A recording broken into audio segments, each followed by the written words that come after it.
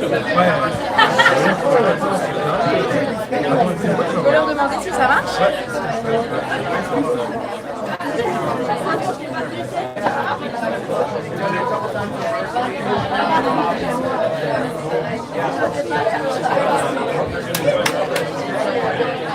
On sera obligé de fermer les fenêtres, sinon on va rien entendre.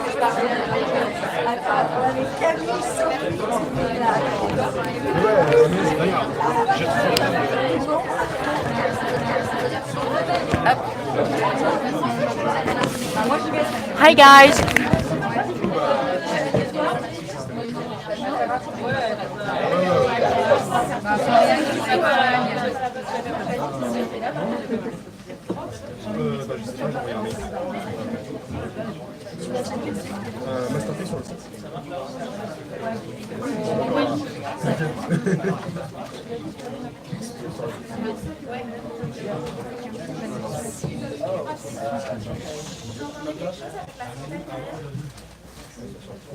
C'est ça ou être trempé de chaleur, c'est ça? Bonsoir à tous. Merci d'être là. Je vais commencer en français et après je parlerai en anglais parce qu'on est en direct avec l'école de Madrid, l'école de Barcelone et Toulouse. Et après je parle anglais sinon. Merci d'être là ce soir. It's too noisy, was the window open? Yes. Too noisy? Okay, the sweat lodge. C'est pas mal aussi. Hi everyone. Thanks for being here. I'm really happy that Arno came tonight to talk about chiropractic. You know, we've started those conferences here to help you guys to know a little bit more about chiropractic, what chiropractic is, how people live through the chiropractic life. I'm really happy you're there. I know you're going to enjoy it. And for what I know, you knew about chiropractic here with Jean. Correct. So it's like the circle of life. Yep. That's really cool. Please welcome Arno Burnier.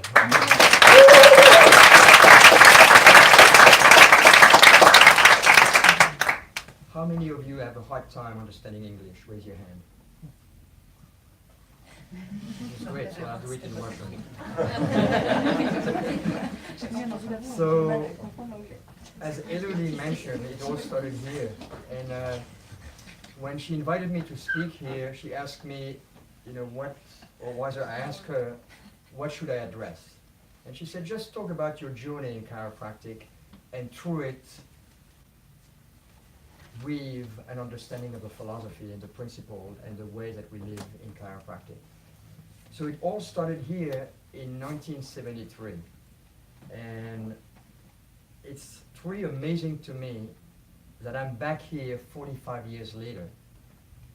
And I thought today, if I had had a plan in 1973, and I came into this office and said, I'm going to become a chiropractor, I'm going to practice for 45 years, I've been given seminar for 34 years, and then on my last seminar, I'll make sure it's in Paris, and then on my last seminar, when I do it in Paris, I'll make sure that I get to speak in my chiropractor's office by asking an unborn child. That's possible. The point I want to make is that there is an incredible hypersynchronicity to life. And that hypersynchronicity is available to all of us. It's available to everyone. But the way that we encounter it, the way that we stumble into it, the way that we come into the flow of it, is to total surrender to something greater than ourselves. And that is hard to comprehend when we are young. Like if you had told me this in 1973, when I was 23 years old, I would have done, I don't fully understand this. But basically, when you look at life and the way that we as human beings approach life, there is a way to make plans.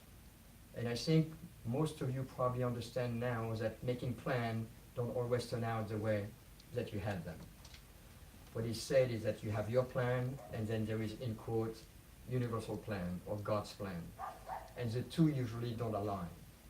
So many people design their life, they have a plan, they say, I'm going to go to school, I'm going to get married, I'm going to have 2 kids, I'm going to move to the countryside, I'm going to have a nice car with a nice house with a 2-car garage, and they have a plan for life. And usually it doesn't turn out that way. And then there is a plan, there is a life that was designed for you. And that is a hard one to know because it's invisible. It comes from the spirit world. It's a design, it's a matrix that you have to tap into. And my experience is that when you surrender to life, and you surrender your life to something greater than yourself, something takes place. There is a synchronicity, a grace, a providence, a serendipity that come into play. And then everything falls into place. And actually, you rarely have to make any decision. Things shows up in front of you, and the only decision is, do I surrender to it, no matter how crazy it seems. So it all started here in 1973. I met Jean Bélaval out of a motorcycle that I call on purpose. Not a motorcycle accident, a motorcycle on purpose. My life was going in this direction, and it was going to be a dark life, a very bad life. In spite of the fact that I was in medical school and that I was working in a hospital, the Ambroise Paré Hospital, for 1 year, my life was still going in a very bad direction. And I had a motorcycle on purpose that landed me in this office in 1973. And the reason I say it's on purpose is because over the years, I've asked people that had a car crash that came to my office and asked them what were the circumstances of their lives around the car crash. And to this day, I have not seen it fail. People that are head-on collision were going too fast in life. So life stops them dead in their track. People that are rear-ended were completely stuck. They couldn't make a decision. They didn't know what to do. They were in a situation that they didn't know what to do. Life moves them forwards. People that are hit from the side, right or left, usually had deviated out of integrity with life. They had an affair. They embezzled money. They were doing, deals that were not clean. And life is giving them a message to come back on. And people that have a complete rollover, typically, their entire life has to be reconstructed. Everything, the foundation of their life was so faulty that it crumbled. So I had a motorcycle on purpose that landed me here. And on my first visit in this office, when I came in, there was a waiting room. I can't remember if it was here or not, how it was laid out at the time. But I waited here, and there was a lot of people. And the waiting room emptied, and then I was the last one, and I came into his office. I believe it may have been in this room. And I sat in front of his desk, and I explained my symptomatology and the things that had happened to me as a result of the motorcycle crash. And Jean Bélaval just sat there, very quietly. And he just listened to me. And in retrospect, I learned something from that I applied in practice. That listening is the first medicine in life, and especially in chiropractic with your clients. We are so eager to tell them about chiropractic rather than connect with them and really listening and hearing them. And one thing you may want to know about listening is that when it's available, we feel loved by people. This is one of the common things of all human beings. When we feel heard, when we tell somebody something and we feel we've been heard, we feel loved by them. So listening is first medicine. And he listened to me, and when I was done, there was a silence. And then this is exactly what he said to me. He looks straight into my soul, straight into my eyes, and he says, there is nothing that I can do about what's wrong with you. What I can do, however, is address what is right in you.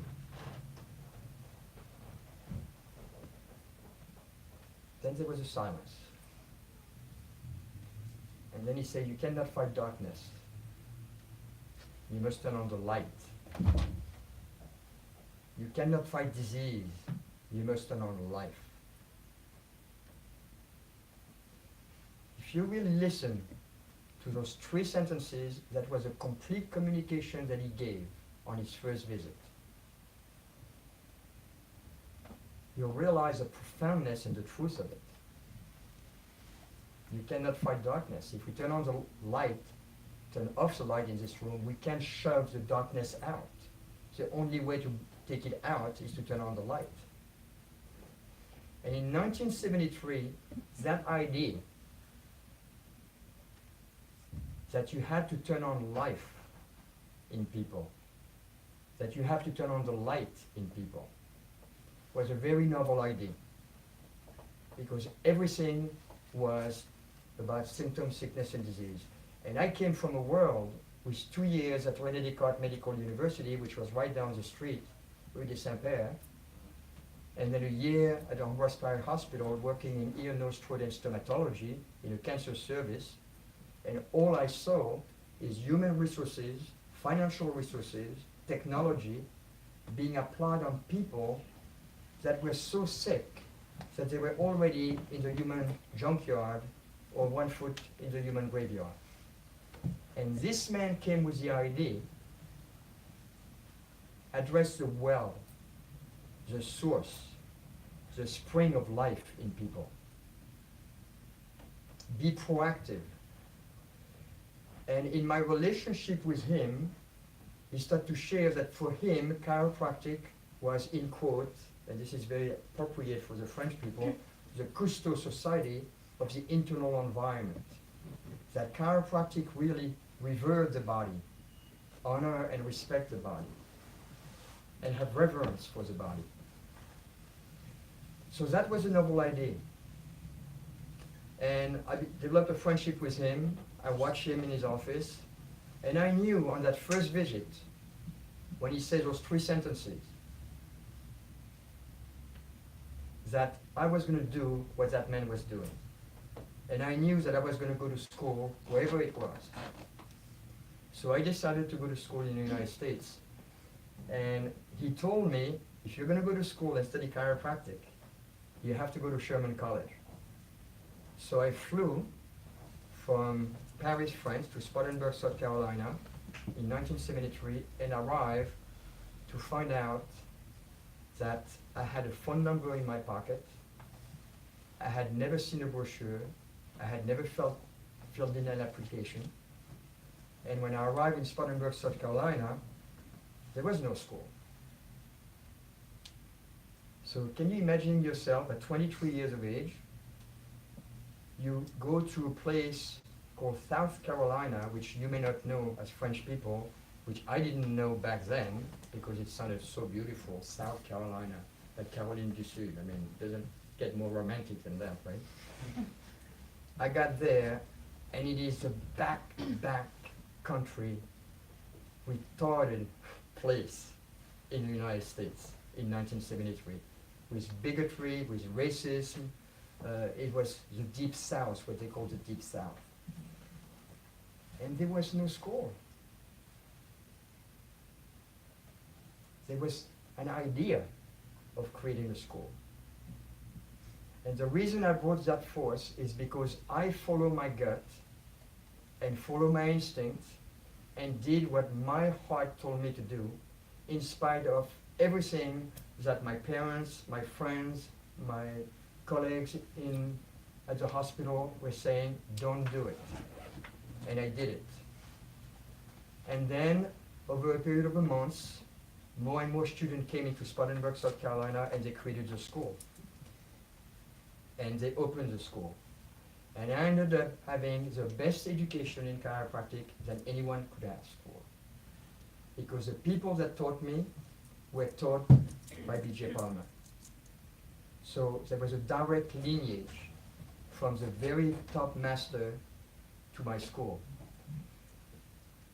So on the first day of school, and this is important for you to take in, on the first day of school, the president of the school, Tom Gilardi, welcomed 90 students, and he said, "Welcome to Sherman College of Chiropractic. You are entering this institution to become a doctor of chiropractic," which means a teacher of the philosophy of chiropractic and a teacher of the science of life and the art of adjusting. In that moment, something shifted for me, because I thought a doctor of chiropractic still, even though having been around Jean Bélaval, was somebody that treated symptoms in a natural way. And in that institution I was taught, you have to become a teacher of the philosophy of life, of the science of life, and sure, becoming an artist in the art of adjusting. And that was a huge shift. And in that moment I decided I will no longer look at anything that pertain to sickness and disease. I will only study things that pertain to life, to health, to well-being, to wellness. So my school, contrary to many of the schools today, was based on the foundation that B.J. Palmer had laid. And if you look at the history of chiropractic, chiropractic was never about the treatment of backache or neck ache. It was a lot more than that. It didn't deny that people may improve with a backache or a neck ache if they got adjusted. It didn't deny that. But it was not the purpose of the adjustment. And that chiropractic was always about releasing life in the human body. So when I went to school, I decided I was going to study life. I was going to study health. What is it that makes people healthy? What is their belief system? What is their way of life? What is wellness? What is well-being? What is natural healing? Until then, to me, healing was, if you suppress symptoms, you're healed. But natural healing has nothing to do with the suppression of symptoms. It goes way beyond that.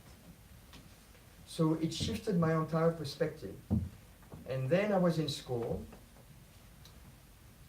and my first experience to witness the healing process in a profound way was a woman, a classmate of mine, called Jackie Gates. Her two brothers were chiropractors, her father was a chiropractor. And we were about, I don't know, maybe 6 months into school. And she came into school and she had like a growth on the side of her face there. And then by the week and months, it grew larger and larger to a mass like this.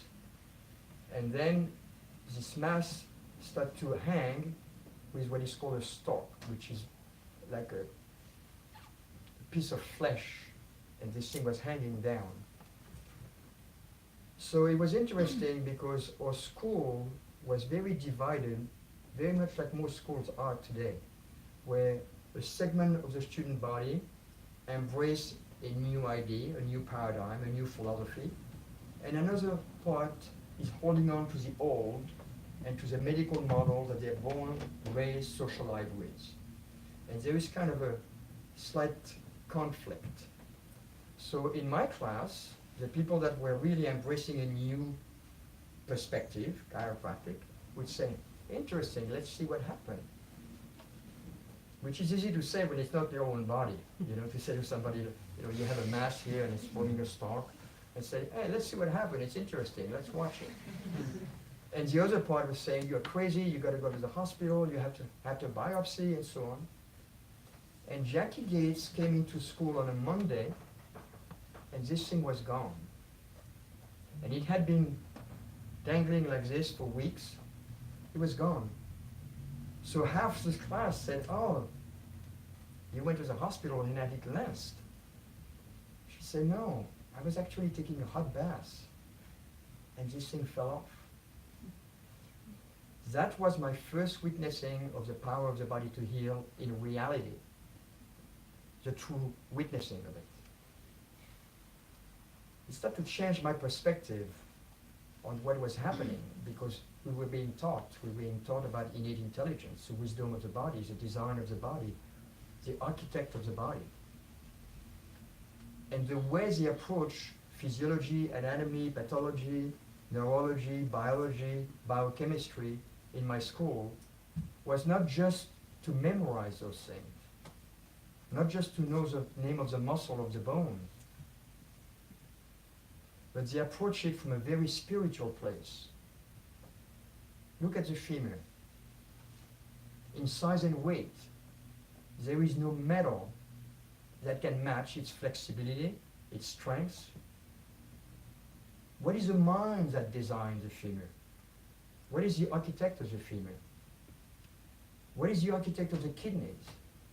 The loop of Henle, the column of Burton, things that are so microscopic. They would bewilder us. Some of you probably don't know that. But in one tooth, how many miles do you think there is of capillaries or lymphatic drainage in a tooth? 3 miles. 4.8 kilometers of lymphatic drainage in each tooth. What kind of mind designed this? That is a study of innate. And they will go through the entire anatomy of the body, the heart, the atrium and ventricle, the septum, the valve, the aorta, the pulmonary veins, and start to reflect. The heart beat 4,000 times an hour, about 100,000 times a day.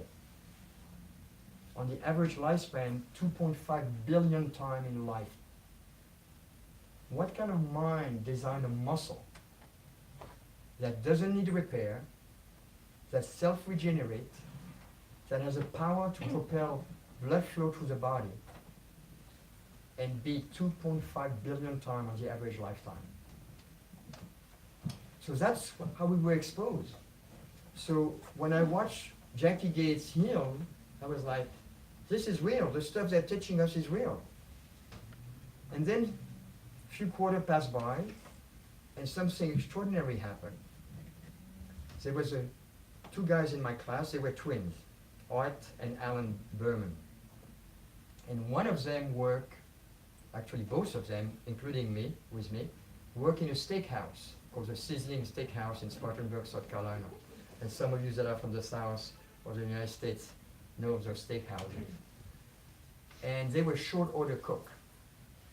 So at the end of the night, not every day, but from time to time, they had to clean up the kitchen thoroughly. And one of the things they had to do is to move the deep fryer that were on wheel so that you could clean behind it. And Alan moves the deep fryer, and you know, sometime in a restaurant, in the floor, there is a drain, and somebody had not put the drain properly, so when he moved the deep fryer, one of the wheel dropped into the wheel, and the hot oil spilled on him. And it was burned completely, his entire body, entire front, all the way down to here. The uniform that we were wearing as a Sizzling Steakhouse was a red shirt that was made of nylon and black Levi's jeans. The shirt melted into his flesh, and his flesh was brown charcoal black. So the manager of the restaurant wanted to call 911 in the hospital. And Art, his twin brother, said, no, let me take him home, and I'm going to call Dr. Sherman. I was there that day. We took him home. He was in excruciating pain. You can imagine the pain of the burns that severe. We brought him back into the house, put him in an old Southern rocking chair, and about 20 minutes later, Dr. Sherman came in. Dr. Sherman was the director of the B.J. Palmer Research Clinic in Davenport, Iowa, when B.J. Palmer was alive. So he was basically B.J. Palmer's right-hand man. And all he did, he took a neurocalograph reading He palpated, and then while Alan was sitting, toggled his atlas. Instantaneously, it was healed. No, I'm kidding.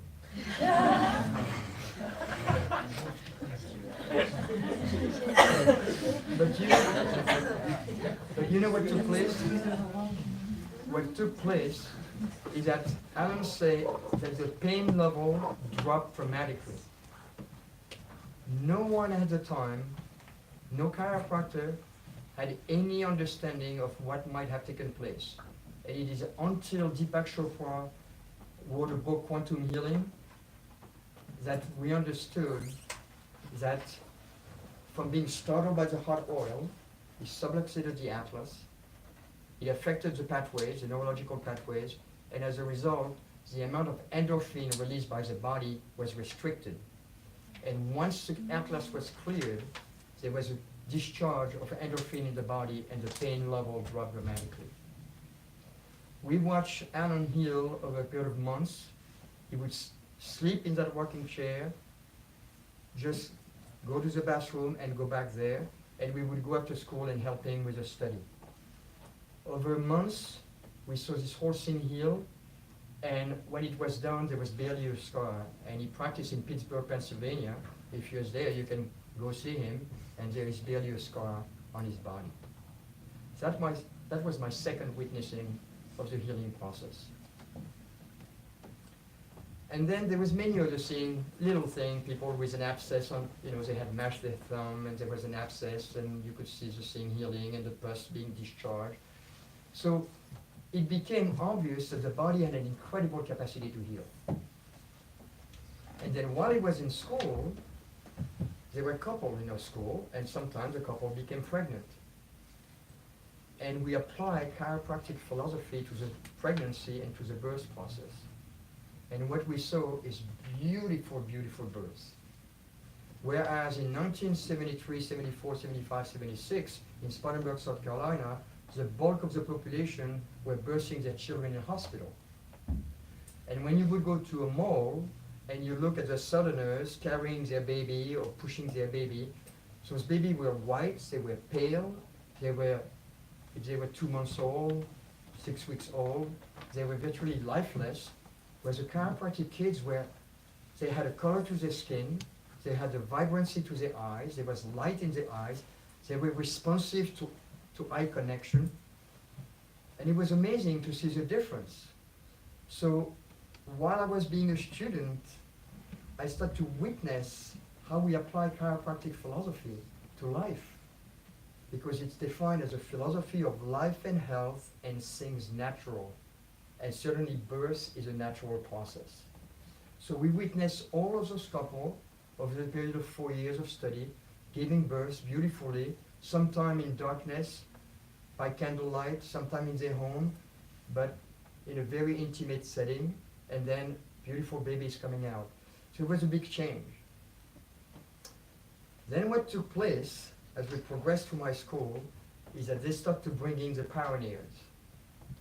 Pioneers were people that ended up going to jail for chiropractic.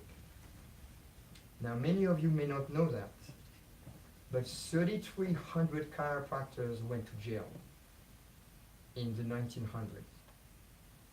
12,000 were persecuted 15,000 times, which means some of those people were persecuted 3 or 4 times. 3,300 went to jail. So in my school, they would bring some of the old-timers. And those people will stand up in front of the school assembly and tell their story. And the story was this. They were arrested for practicing medicine without license. The judge gave them a choice. You can maintain that you practice chiropractic, or you can recognize that you practice medicine without license. If you recognize that you practice medicine without license, we'll fine you at the time $300 or $100, which in today's money was quite a lot. But if you maintain that you practice chiropractic, you're off to jail for a year, away from your family and your children. What do you think took place in our mind as students when we heard those stories?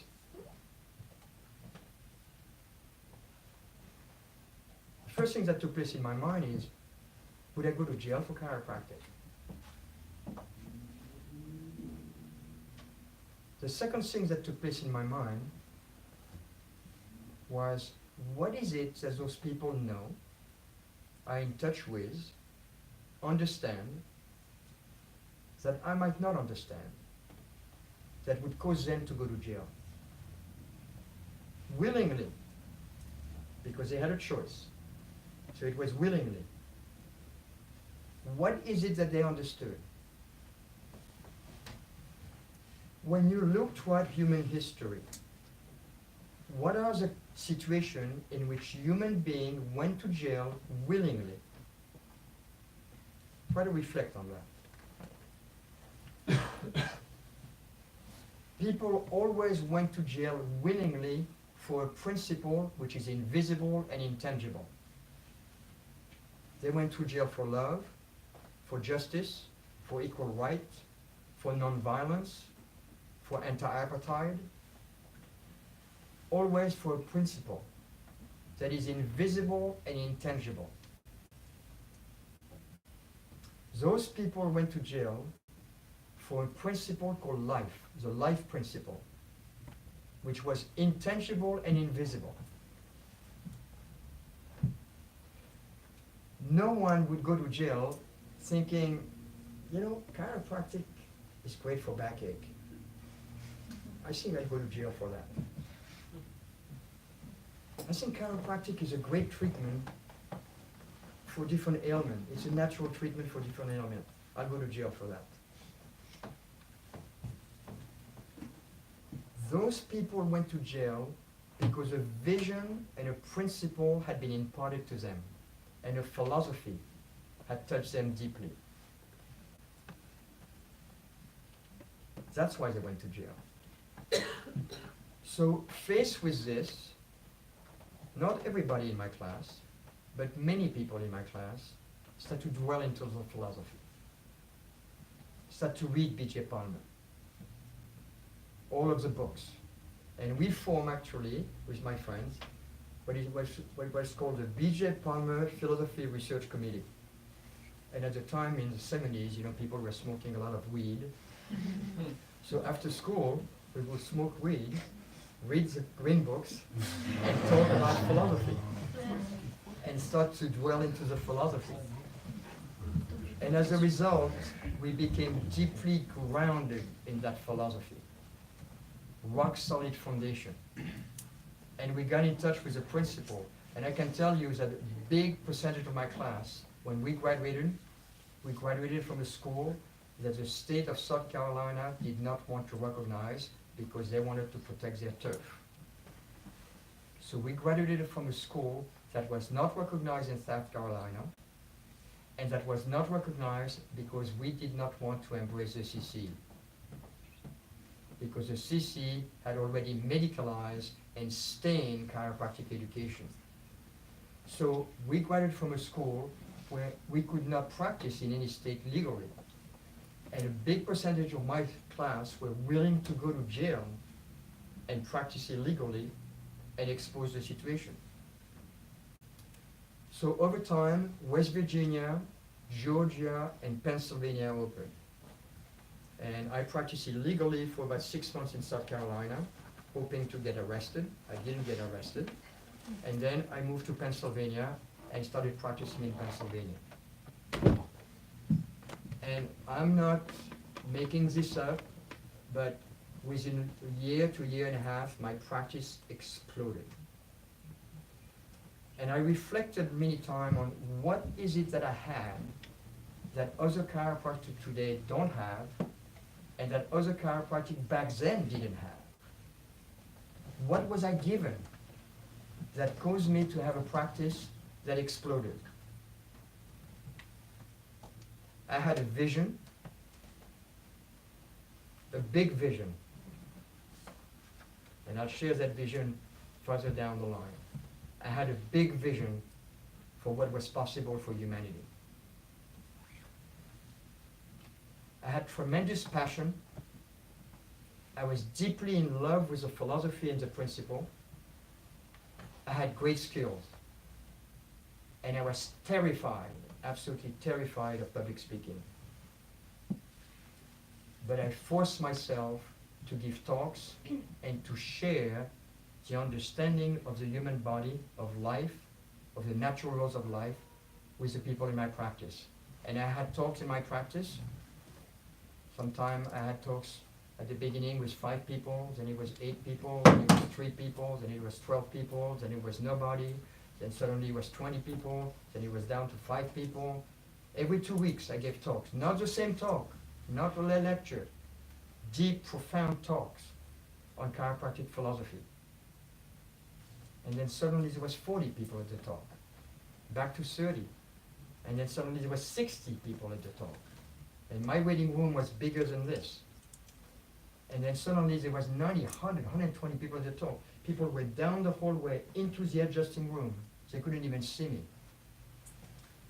They came to listen to a philosophy that resonated deeply as truth within them. And the practice just exploded. Strangely enough, and pay attention to this, I still had some doubts in my mind about the application of the adjustment. I knew the philosophy was a truth, not the truth, a truth. There is many truths in life.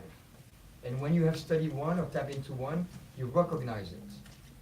So chiropractic has a specific language to enunciate a truth about life, about the laws of life, about universal intelligence, life force, innate intelligence, it goes on. But it's a truth.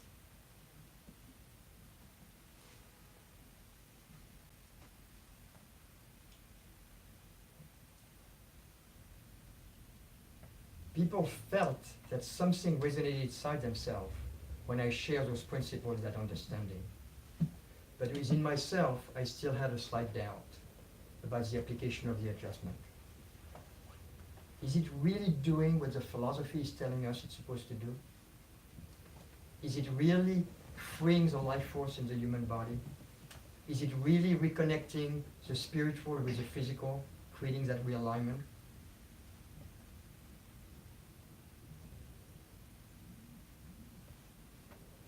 Any of you have doubts about this?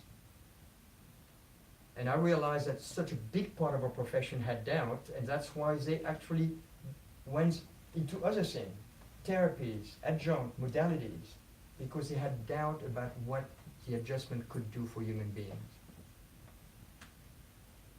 And then we moved into a new home. The homes that we imported from Norway that had 73 glass windows, post and beam house. And when we finally moved in and got the occupancy permit, it was a winter. We moved in, it was sweet. The spring came up, and suddenly I'm hearing bang, bang, bang from time to time. I thought it was a new building settling, because that's what happened in new construction, especially when they're made of wood. They settle with a change in temperature at the beginning, and they can make pretty heavy noises. But when it got warm enough, we stepped outside, and there were dead birds all around the house. And I realized that as the sun came up in the spring, there was reflection in the window of the landscape, and the birds will fly straight into the window and die. So the next time that I heard a bang, I went out, and the first time I went out was with my 2 children, Boo and Tanya. Boo, you're going to meet Boo, some of you this weekend, my son. We found a bird, and the bird was like this. The neck was all turned. The little eye was going like this. And my 2 kids were like this, watching the bird. And I grabbed the bird, asked if he had insurance, gowned the bird, did a full physical exam on the bird, neurological on the bird, x-ray the bird, did an analysis on the bird, and that bird died. So next time, I grab the bird, and it doesn't take a genius when you see the neck like this to go. I took the bird, full audible release. Held the bird, flew away. This is a reality. As long as we were in the house, if a bird was not dead on impact, I adjusted the bird and the bird flew away. The first time my kids look at me like, like, you know, they were like that small. Like, wow, Dad is Superman, you know, a hero. I never lost a bird as long as we were in the house, unless they were dead on impact. I never lost a bird. I realized through that the adjustment was a matter of life or death for those birds. That was my very big shift. It was in the early 80s. It was a crossroad. But it was birds. Who the hell cares about birds? You know, even somebody at some point told me, well, that's a great story, but birds are to chiropractic what rats are to medicine. And then it was a Wednesday, and I got a phone call from a woman named Joan Ola. She had been receiving my care on a proactive well-being basis for many months. And she called me on a Wednesday, the Wednesday before Thanksgiving, and asked, would you do me a favor? And I said, Joan, where is it? She called me in my home. I said, would you go see my daughter in the hospital? I said, yeah. Where is she? Point Pleasant, New Jersey. What room? What floor? She gave me the floor, the room number. That was about 3 hours away from my home. And don't take this the wrong way. But once I hang up the phone, I virtually dropped on my knee and went like, whatever, help me, guide me, my spirit, whatever it is. I don't know what it is. Universal, people call it God, whatever it is. The next morning was Thanksgiving Day. Jane and I, my wife, we drove to Point Pleasant, New Jersey. We went up to the floor, found the room. The door was open. Walked into the room, and a woman was asleep, emaciated, hooked to tubes, wire, catheter, all kind of monitoring device. And Jane and I stood there, and I thought, I'll wait until she wake up. I'm not going to wake her up. And nurse were doing their round, and a nurse came into the room, and she saw us, and she said, what are you doing here? Get out of here. And she huddled us out of the room. Closed the room, and in the hallway she said, you cannot be in here. This is a restricted area. Are you family? And I lied. I said, yeah, we're family. She said, you have to go through the SAS. The SAS is a room that you go in, and you scrub, and you get dressed with booties, thing, glove, the whole thing. And then, so when we had entered the room, the bed was here, and the door to the hallway was here. We had entered the room this way. Now we went through the SAS and entered the room through this door right here next to the bed. But the nurse screaming had wakened that woman. So by the time we had done scrubbing and were dressed, we entered the room. She looked at us and she went, what do you want? And I said, what do you want? And she said, I don't want to die. I said, okay. And you know, this is not a situation where you start to explain chiropractic to people. I said, okay. And I say, your mom sent me. I'm a chiropractor. And the only place I can touch on you is your neck. I'm going to feel it. And if I feel that something needs to be adjusted, I'm going to adjust it. She went, I felt her, come! Adjusted her like, pow! And she went, you're fired! She screamed like this, you're fired! You know, you could see the anger in that woman, the rage in that woman. So Jen and I left and we got fired. Thanksgiving dinner at my in-laws' house. So next Tuesday, I had a talk scheduled in my office. Every Tuesday, or every other week, it would move to a Thursday, so to make it Tuesday, Thursday, Tuesday, Thursday, every 2 weeks. Next Tuesday, first person that walked into the office is this woman. She was a prostitute, drug addict on the 8th ward. I want to be clear that I did not heal that woman. But when you ask somebody, what do you want? And they say, I don't want to die. In my book, the gauge is already in the dying process at whatever, 49%, 39%, 28%, it doesn't matter. It's already on that side of life, the dying process. And I believe that the adjustment moved her across the 50% into I want to live. There's a big difference in life between I don't want something and I want something. I don't want to die is exactly what people create for themselves. I want to live is what people create for themselves. And I believe that the adjustment released so much life force in her body that she moved across. Even if it was 1% or 3%, but she moved across the 50% to I want to live.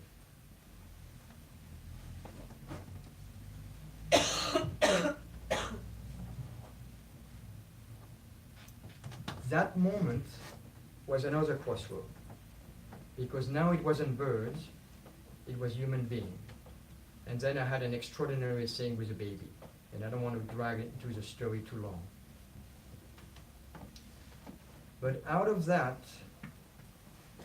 I dedicated my life to improving the skill of a profession, because I realized the potential of the adjustment could be life and death for people. It changed. I was always a great adjuster, intuitively, instinctively, early on. But I dedicated my life to teach the profession, because what I saw in 1961, when B.J. Palmer died, the skills of our profession progressively declined, and by the mid-80s, many schools were no longer teaching adjusting, or barely teaching it, ridiculizing subluxation, putting down the philosophy and teaching instead a little bit of history of chiropractic and no philosophy, and our profession was dying. This is the only profession that I know where the skill decline over time. You look at tennis, martial art, pianist, medicine, the skills improved over time. You take a world champion of 1973 in tennis, would not even make the team in 1983, 10 years later. You with me? Everything else improved, but the profession declined.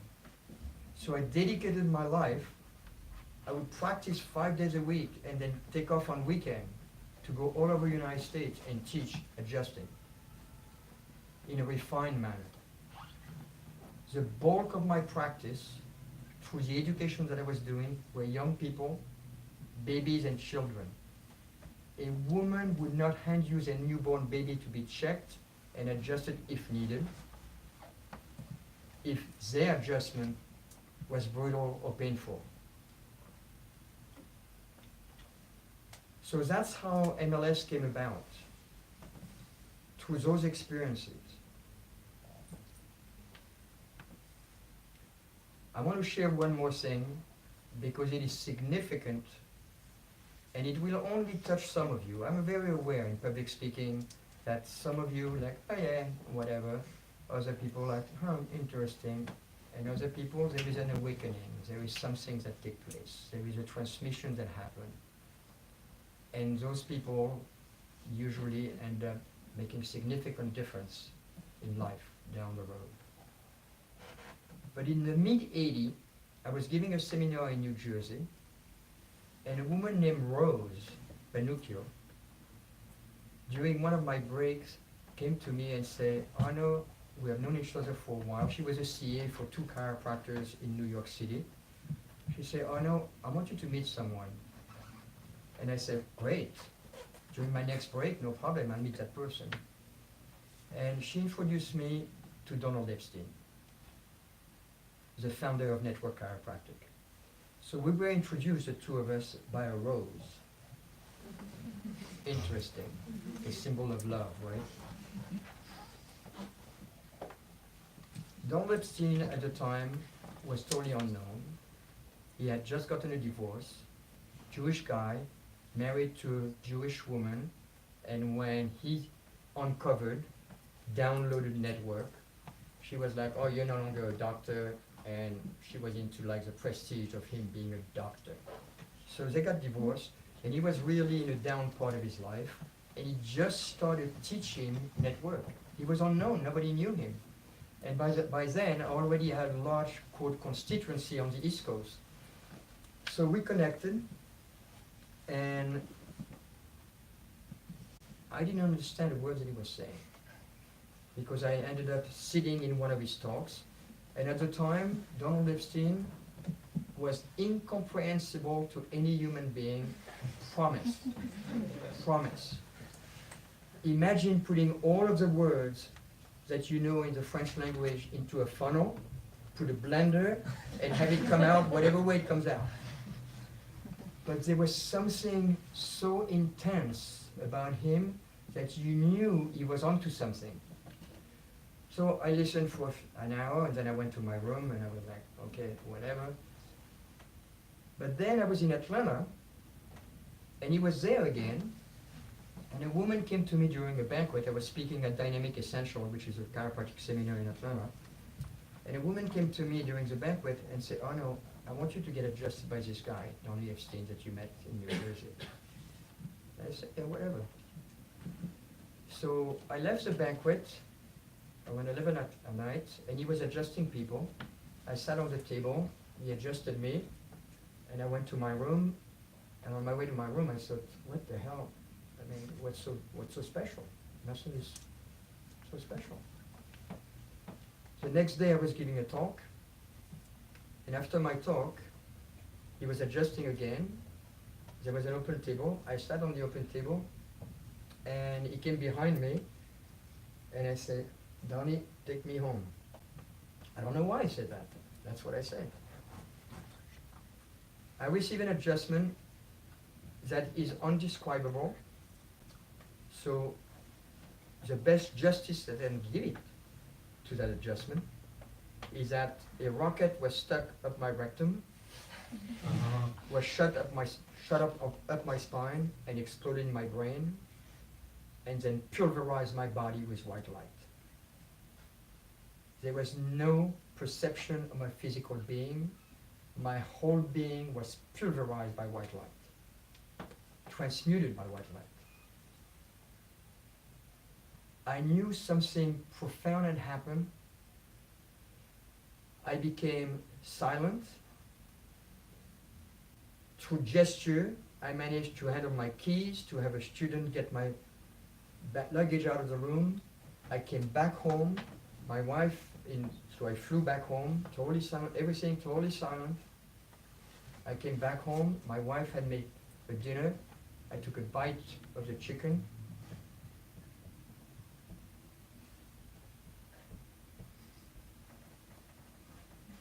Like gum, spit it out.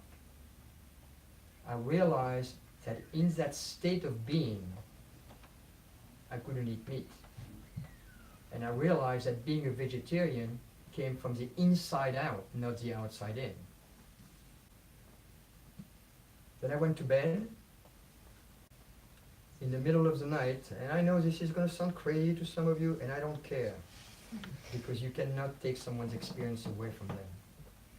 This is a reality, and it is said that one who proves things by experience increases knowledge. One who proves things by experience increases knowledge. Middle of the night, strong voice. Arno, go downstairs. Get in your sweat, go downstairs. This is crazy. Slightly goes off. Second time. Arno, get in your sweat, go downstairs. Third time. Arno, get in your sweat, go downstairs. I go downstairs. We had a very large home, 4,500 square feet home. I went into the guest room. I lay on the bed, and I was virtually, absolutely pinned down by such an overwhelming force. And all I could say is, I will. Total surrender. And when I had surrender, automatically from this position, my body automatically went into such deep gratitude, like I felt so deeply grateful. And then I was almost exhausted into this position in the bed, which is a position of inner peace. So I went to the position of surrender, which is universal, absolutely universal across the world throughout humanity, to the position of gratitude, which is also universal, to the position of peace. Those of you that are Christian, this is the thing that the priests do in a very ritualistic thing, but they've been taught to do this. Maybe some of them had a profound spiritual experience. But this is what I experienced. My wife started to realize that I was no longer in bed. She came down and she said she was absolutely blasted by light, laying down next to me in bed. To make a long story short, that morning I came out of the bedroom and was compelled to meditate, absolutely compelled to meditate. I had tried to meditate through all of my schooling, and you know, you're like 6:30 in the morning before going to school, and you're like,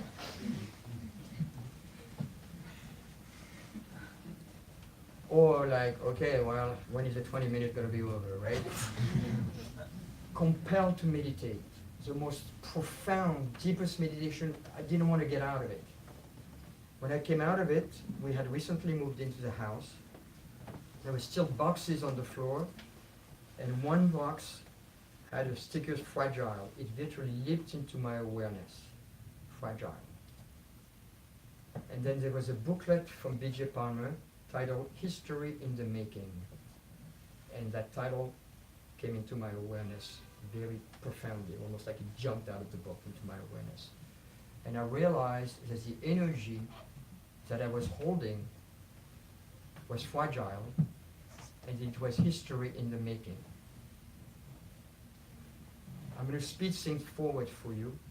For 3 months, I was compelled to meditate morning and evening for hours. I did not want to get out of meditation. I went to my office, and I could barely touch people. Just being close to them, they had spontaneous healings, the people that came in with problem on the first visit. I had a number of, quote, miracles taking place by just touching people. And I realized that my state of being was even more powerful than just the adjustment. A force is a force is a force. My state of being during those 3 months was so elevated, and I'm not shy of saying this. I was married with 2 kids. I would get up, meditate, go to my office, come home, meditate, go to bed. No sexual relationship. It's a matter of fact, when your energy rises to the upper chakra of your being, your sexual organ virtually retract. The man will become virtually like a baby sexually. So I realized that celibacy that is being enforced on the priest or the monk is being enforced from the outside in. But when you are in that state of beingness, you have automatic celibacy. You understand what I'm conveying? It comes from within. It's something that there is no helping it. There is no desire. You are such in a bliss state. There is nothing that could improve your state of bliss. After 3 months, my wife said, Arno, I understand. I don't want to disturb your state, but we have 2 kids that we adopted from Korea. Would you please sit down with us and watch the opening ceremony of the Olympics in Seoul, Korea? And I said, okay. And I locked onto the TV, and it was like a vacuum cleaner. And my state of being dropped back above where I was, where I started. But it dropped back significantly, and my way of interaction, my need to be, not my need, I couldn't speak. There was nothing to say in that state. Everything was being conveyed, everything was being understood in that state, but I started speaking again. So why do I share that story? First of all, at the time, hundreds of chiropractors received the same adjustment. Thousands of the public received the same adjustment. That adjustment was a combination of meningeal soft tissue work combined with structural work. I was teaching structural work. So I decided to keep teaching the structural work and let the person that brought forth meningeal work, soft tissue work, continue to do his teaching. But wherever I taught structural work, I made sure that everyone understood that the potential for an adjustment that can release the totality of life force in human being was a combination of the 2, and that they ought to learn also meningeal work, soft tissue work, and combine it. You may ask, what happened to that adjustment? Is it delivered today? The profession attacked Don Epstein so violently, the state boards, chiropractors that felt threatened, so violently that he started to develop heart disease. And after a while, he moved into a different direction. He wanted to prove, just like B.J. Palmer, to prove the validity of what he had uncovered, what he had downloaded. And then he decided to shelve it. And then he started to move into his ego. When he was delivering that adjustment, he was in his soul.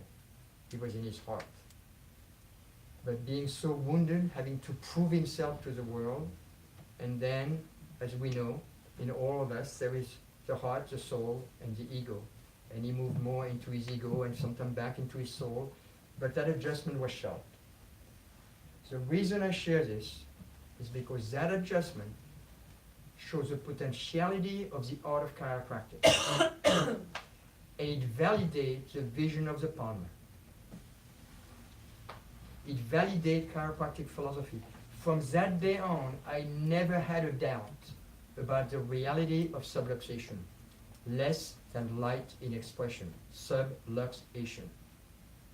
Because I had a normal state of being, I received that adjustment, and I experienced, don't misunderstand this, take it in the right understanding. I experienced what is called enlightenment. It doesn't mean that I'm enlightened. There is a stage and a phase of being. I experienced a stage, a phase rather, but not a stage. I drop back down. You understand the difference? But this is what enlightenment is called when they say in all of the spiritual book that the life force goes through up the spine and blossom like 1,000 lettuce flower in the brain. That's exactly what it is. And your body is pure white light. And people will feel your presence at a distance. So from that point on, I realized the reality of subluxation. I no longer had doubt. And I also saw the validity and the truth of chiropractic philosophy and what it promises. So those times in the mid-80s was a window into the potentiality of where a profession can go. I know this is heavy stuff for students, especially probably coming from your school. And to tell you the truth, I don't care. If only one person is getting something out of this, I'm totally at peace. But I want to share with you is that what we have been sold as human beings for thousands of years under the pretense of healthcare is a lie.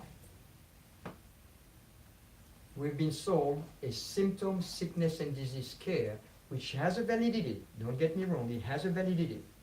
I'm not putting down medicine, but it has been sold to the public, to humanity, as healthcare. It is not healthcare. It is reactive, symptom, sickness, and disease pathological care. The vision of the Palmer is a true, positive, proactive, life expression care. La chiropratique, c'est la vie. Life care, life university, the triune of life. Life is motion and motion is life. The law of life, the Palmer law of life, which is as energy flows through matter, matter expands and contracts. You restrict that flow, the rate of expansion and contraction change. You restore that flow, the rate of expansion and contraction is restored. That's the law of life that the Palmer and the pioneers went to jail for.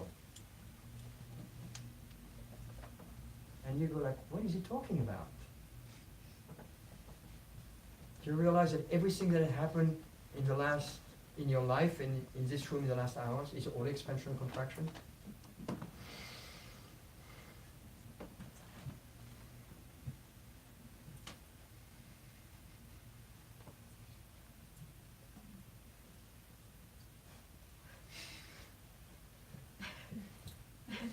Tiny Claude.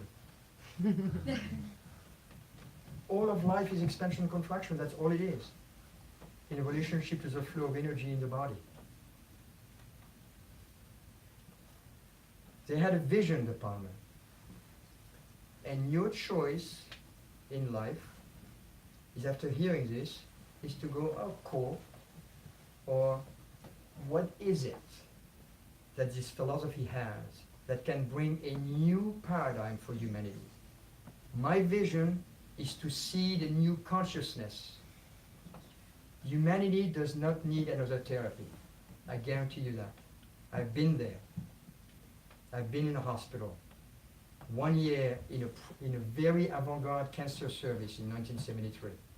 Humanity does not need another therapy. It will not make a bit of difference to humanity. It may make a difference to one person, but not to humanity. There is thousands of therapies out there. Every year there is 100 new ones, maybe 1,000 new ones. And what is the promise? The promise is to be solving all situations. A shining rising star, which you give it enough time, become a falling star. What humanity needs is a new consciousness, a GPS, a direction for living, and a new paradigm for life. We need to move out of the sickness and disease care system into a proactive life care, life enhancing system. And in my view, when you clear the neurospinal system on a regular basis, it's a positive for human physiology. And when we can return that adjustment, when a profession matures enough to return that adjustment, then we can make a significant difference in people's lives and in the consciousness of humanity. It's heavy. I know it's heavy for people. It's like, whoa, whoa, whoa, whoa, what are you talking about? All fine. All fine. So last thing I want to leave you with is you're just, most of you are students. I don't know how many chiropractors there is in the room. As a seminar, there's going to be 50% chiropractors. But you can live a life for yourself, or you can give your life to something greater than yourself, to a greater vision, to a greater purpose. And I can tell you one thing. I have traveled the world. I'm a very wealthy man. It all came to me strictly as a byproduct of what I did. But I can tell you, no matter how great vacation can be, how exciting life can be, nothing brings more happiness and joy than being of service to others for the betterment of humanity. Nothing, I guarantee you that for sure. Nothing in your life will give you more happiness and more joy than serving humanity and improving the quality of human life. So, I don't know how many of you are coming to the seminar tomorrow, but I've heard and I've gotten words that some of you think that it's okay to come without a table. It's not fucking okay. That seminar has to happen with exactly the number of tables that we need. And if people start to say, well, somebody else will bring a table, then we don't have the right number of tables. So I don't care how much you have to scramble tonight and get table and pass the word out, but we need everybody to bring table so that we can pick up the best table to do this seminar and set up the room properly so that this seminar is running like it should. And I am not hearing any excuse from anybody, because when we do seminar in Barcelona, the bulk of the people are coming from Germany, from the United States, and they bring table. So I just wanted you to understand that you bring a table, or you make sure that you have a partner that is with you and that you have a table with that partner. And pass that on to anybody and all your friends that you know that are coming to the seminar. Because we run things in a very different way. The other thing, it's not going to be French time or Mexican time. It's going to be professional time. We are doing that seminar on tile floor. It's going to beat your back. It's going to be hard for you. It's going to be noisy. So we're going to install carpet. So there is a lot that's going to go on tomorrow when you come in at the Palais des Congrès. We're going to install the carpet on a very, very large room. We have to set up the whole room. We have to register everybody. So I'm asking you to really be respectful and to honor the request that I made through my emails to you. Okay? I want to thank you for being here tonight, because I know what those talks will do.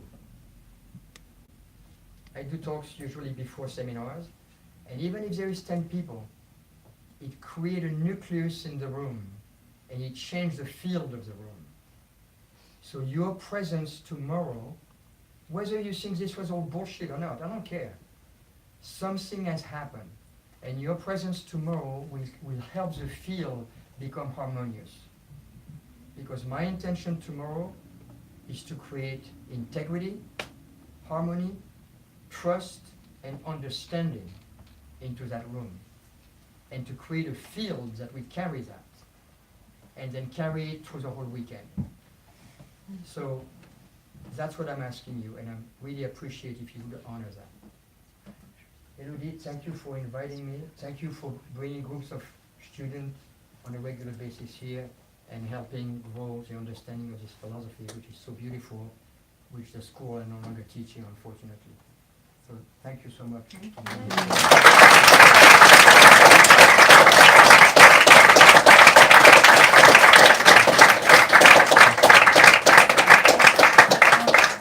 I'm just going to say a few last words, because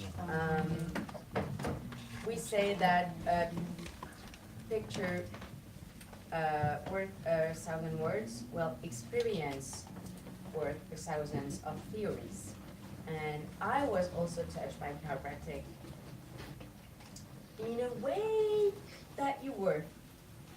And I hope you had, are, or will be touched too by chiropractic, because chiropractic chose you, because you are here tonight and you're in a chiropractic pathway. So remember that chiropractic chose you.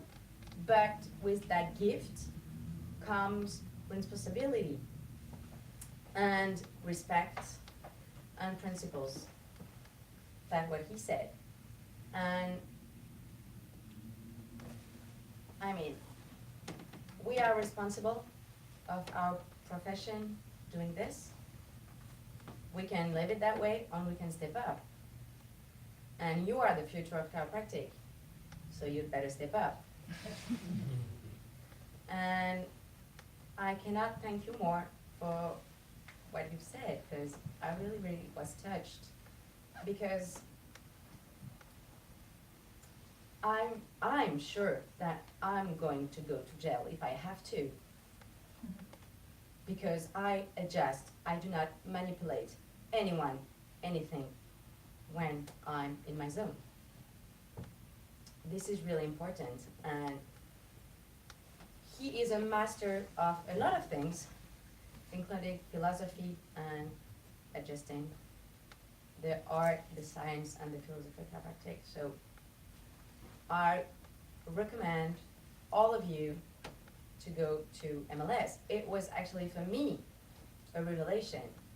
I was hurt in many ways at school, and I was hurt by the manipulative adjustments. And I was scared of adjusting people because I didn't want to hurt them. I want to bring them life and light and become their maximized potential. But I was hurt, so I didn't want to do that to people because I love humanity and I didn't want to hurt them. And I went to MLS. And for me, it was like, I can adjust someone and like in a state of they're not like this, like you can feel it, it's really stuck. Yeah, I can feel it.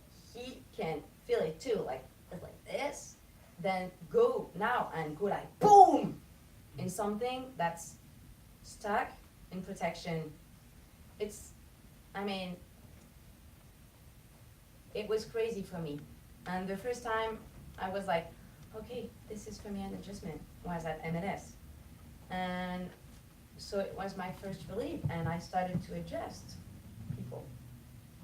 So it comes like that. Yay! So it was for me a big relief. So if you're not coming this weekend, please go to one of his seminars. It's really like life-changing in many ways. You're gonna feel it, you're gonna do it. And I thank you for what you've done to all the profession and for humanity. Thank you so much, Arno. I just want to make one correction. I never thought of myself as a master, and I know that people will say that. And I can tell you that I'm not a master, I'm a student, and I keep being a student. And every time I teach, I learn. And I can all tell you that I was at the peak of my career at some point, and after what happened in Barcelona a year and a half ago, I am absolutely on the decline. So I'm like a boxer or a tennis player that, you know, get knocked out in the first round. So you just need to know that I will teach to the very best of my ability and to 100% this weekend, but my physical body has taken a very strong hit. So that's what you need to know. But I never consider myself as a master, always as a student, and that's an important distinction that I want to make.